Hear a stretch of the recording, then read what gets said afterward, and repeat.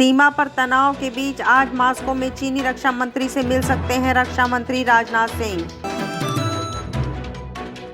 सिख विरोधी दंगा मामले में उम्र कैद की सजा काट रहे सज्जन कुमार को सुप्रीम कोर्ट से नहीं मिली राहत। भारत में 24 घंटे में सामने आए 83,341 नए केस, कुल आंकड़ा 39 लाख के पार। सेना प्रमुख बोले, एलएसी पर स्थिति गंभीर, हमारे जवान हर चुनौती का सामना करने के लिए तैयार। मलेशिया ने कोरोना वायरस को देखते हुए अमेरिका, यूनाइटेड किंगडम्स व फ्रांस राष्ट्रों को नो एंट्री लिस्ट में डाला। रूस ने एलेक्सी नेवल्नी मामले में जर्मनी के आरोपों को किया खारिज, मांगे सबूत। भारत के विरोध के बाद रूस ने बदला फैसला, पाकिस्तान को नहीं देगा हथियार। तिब्बती लोगों के समर्थन पर उतरे जो बाइडेन, बोले अमेरिका की सत्ता संभालते ही चीन पर लगाएंगे पाबंदी। ताइवान ने अपने पासपोर्ट से द रिपब्लिक ऑफ चाइना को हटा दिया।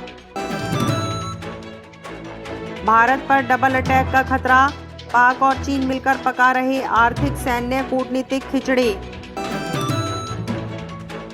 थाईलैंड की सरकार ने लोगों के विरोध को देखते हुए चाइना से पनडुब्बी खरीदने की योजना को किया स्थगित। भारत के हमले से हैरान चीन, 70% चीनी मानते हैं कि भारत चीन का दुश्मन है। अक्टूबर-नवंबर तक अमेरिका तैयार कर सकता है 2 वैक्सीन।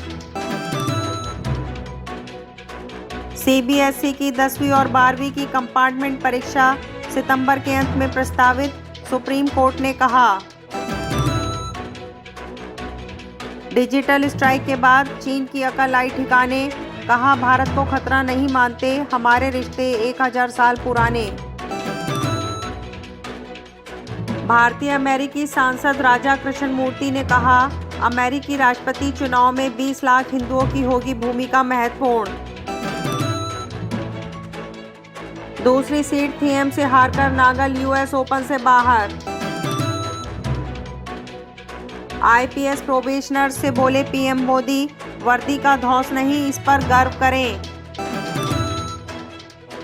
टाइटैनिक के डूबने के 73 बरस बाद पहली बार उसकी तस्वीरें सामने आईं।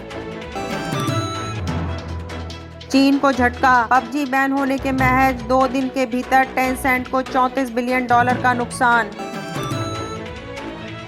तमिलनाडु के कुड्डालोर में पटाखा फैक्ट्री में विस्फोट, 7 लोगों की मौत।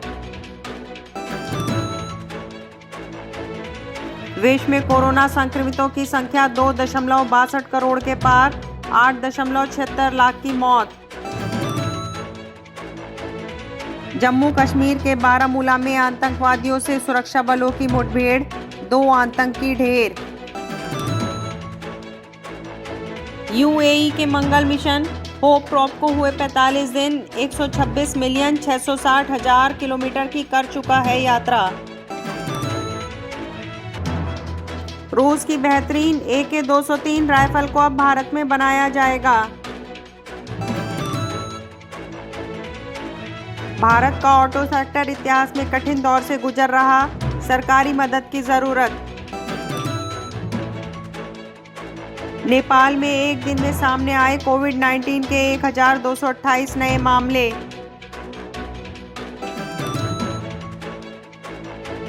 वित्त वर्ष 2019-20 में बढ़ी पेटीएम की आय, 40% कम हुआ घाटा। राजस्थान में बेकाबू कोरोना, अब तक 86,965 लोग हो चुके हैं संक्रमित, कम पड़ने लगे हैं बेड और वेंटिलेटर।